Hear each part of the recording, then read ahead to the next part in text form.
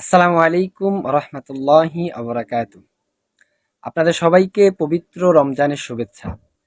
আল্লাহ তাআলা আমাদেরকে এই বরকতময় মাস পর্যন্ত পৌঁছানোর তৌফিক দিয়েছেন। আমরা সকলে বলি আলহামদুলিল্লাহ। আল্লাহ তাআলা বলেছেন, হে ঈমানদারগণ, তোমাদের উপর রোজা ফরজ করা হয়েছে, যেমন ফরজ করা হয়েছিল তোমাদের পূর্ববর্তীগণের উপর, যাতে করে তোমরা তাকওয়া অর্জন করতে পারো। রমজান শুধু না খেয়ে থাকার নাম নয়, এটি আত্মশুদ্ধি, তাকওয়া ও আল্লাহর নৈকট্য লাভের মাস।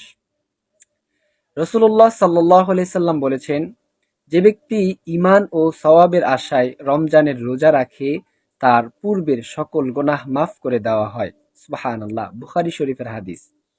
তিনি আরও বলেন, যখন রমজান আসে তখন জান্নাতের দরজাগুলো খুলে দেওয়া হয় এবং জাহান্নামের দরজাগুলো বন্ধ করে দেওয়া হয় এবং শয়তানদের শিকলবদ্ধ করা হয়। এটিও সহিহ আল বুখারী। তাই আসুন আমরা এই রমজানকে জীবনের পরিবর্তনের মাস বানাই। বেশি বেশি কোরআন তেলাওয়াত করি, নামাজ ঠিক রাখি, গীবত ও পাপ কাজ থেকে দূরে থাকি, সেই সাথে গরিবদের সাহায্য সহযোগিতা করি। আল্লাহ তাআলা আমাদের সবাইকে রমজানের পূর্ণ বরকত, রহমত ও মাগফিরাত নসিব করুন। আমিন।